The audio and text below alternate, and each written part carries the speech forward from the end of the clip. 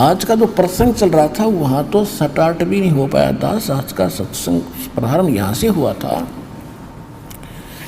कि परमात्मा पाने के लिए हमने अपने सदग्रंथों को ही आधार बनाना है।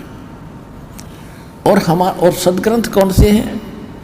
श्रीमद् भगवद गीता और पवित्र चारों वेद, और जो ज्ञान परमात्मा स्वयं आकर अपने मुख कमल से बोलता है।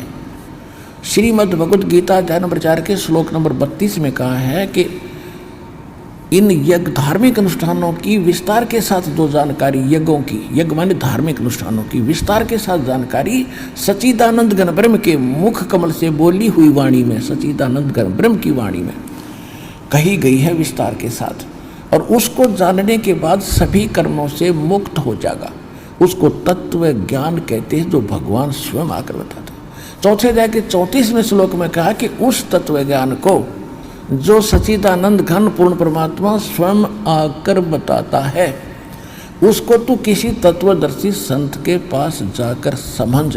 उनको दंडवत प्रणाम करने से, केवल वही संत एक दंडवत प्रमाण का अधिकारी बताया, प्रणाम का अधिकारी बताया है गीता में, कि जो तत्वदर्शी है। अन्यथा अपने विषय में गीता ज्ञानदाता 18वें अध्याय के 65वें श्लोक में कहता, मुझे नमस्कार कर, मेरा भगत बन, मेरी भक्ति करेगा तो मुझे ही प्राप्त होगा।